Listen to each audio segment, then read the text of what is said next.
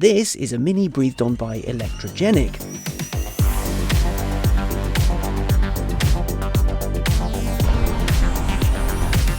In here though isn't a petrol engine, instead a very futuristic sounding Hyper 9 electric motor, and that motor is connected to a 5-speed manual gearbox, a real one that you can shift yourself and everything.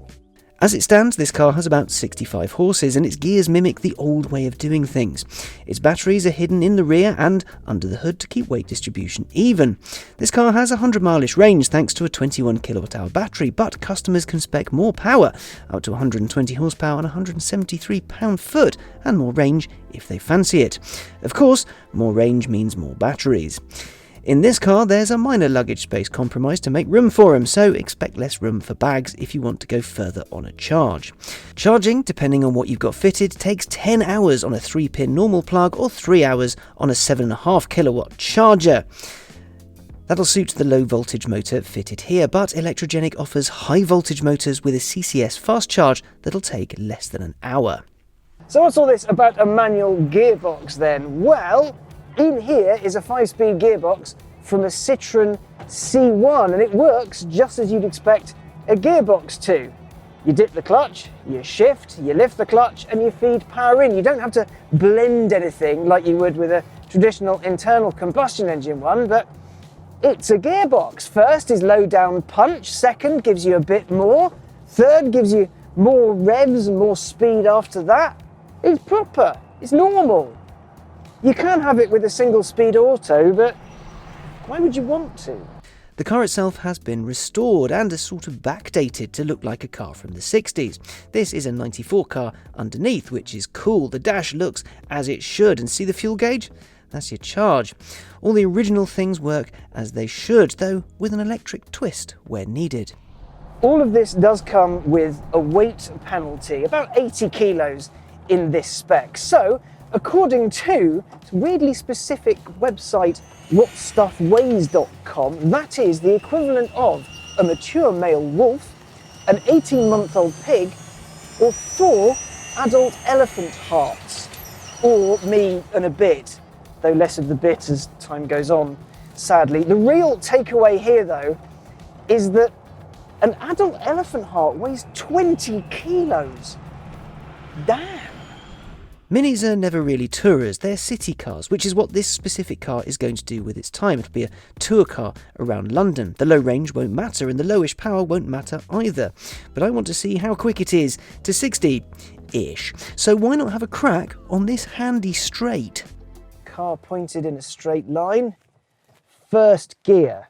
Clutch up, don't have to do anything because that's how the gearbox works. See if we can do 60. 3, 2, 1, go! Running out of puff, shift, that's 30. So a bit more torque from third, that's 40. I need to brake. That's almost got 50 miles an hour there. So it's not the fastest thing in the world. Need a bit more space for a high-speed run, but still quite brisk. For a city car, I'll take it. Electric power may be good, but if a car's set up for range, it's probably not going to be all that quick. Minis, though, were all about fun rather than outright power. How does Electrogenic's take on it fare? Not going to lie, this is hilarious.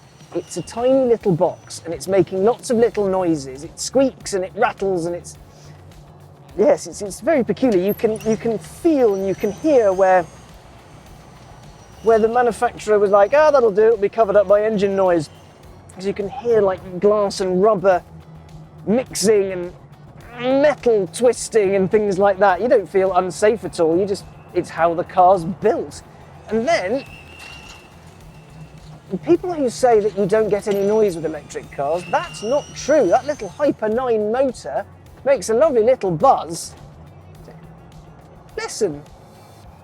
And then shift.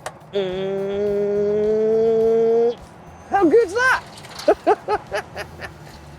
It's a fantastic little thing. The star of the show really is the gearbox. It's not the most precise in the world, it's not the smartest in the world, but it's a manual gearbox in an electric car.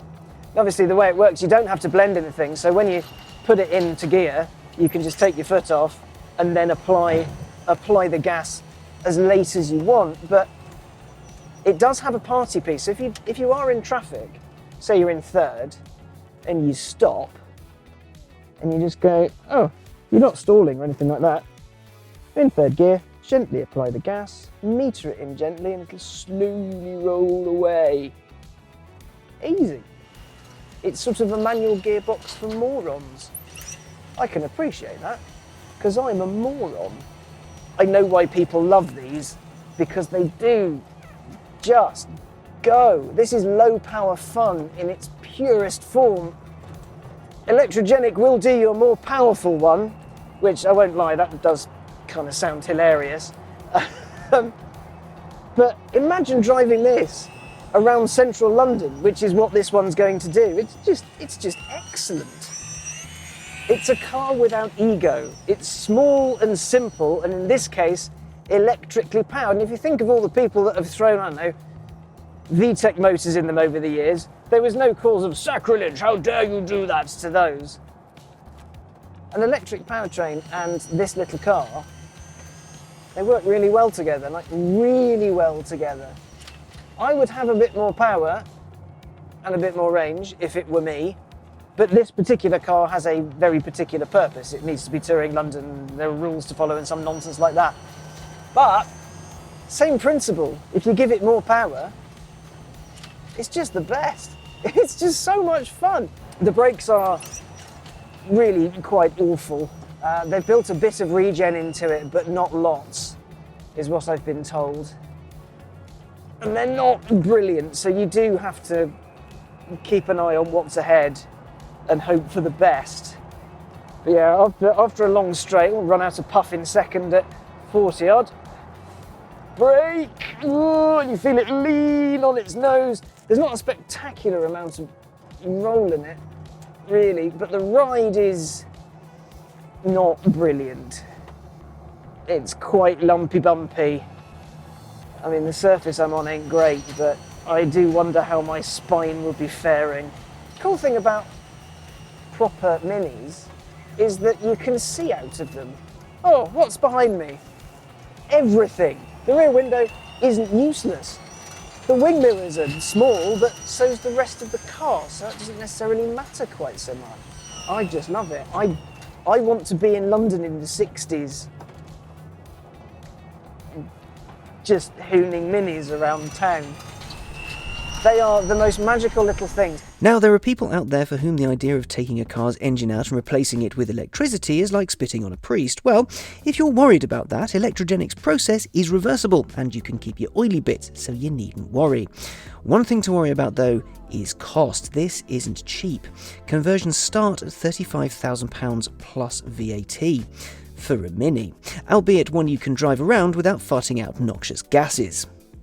In some classics, the engine is a hugely important part of the character of the car. Yeah, Everati proved you can still have fun in a 911 without a flat six with its EV, but still, with some of those, maybe, for the moment at least, leave them well alone. They should be preserved, most of them, or some of them at least. However, what about a Mini? Well, the A-Series engine was heavy and not very good. So why not make it electric? Electrogenic may have removed the Mini's petrol-powered heart, but in the process it hasn't removed any of the character. It's just as fun, chuckable and giggle-inducing as you'd expect a Mini to be. This thing is hilarious, and this one is limited for various London Tour TFL reasons. Imagine what it's like with more power and more speed. It would be hilarious. Tag me in for one of them.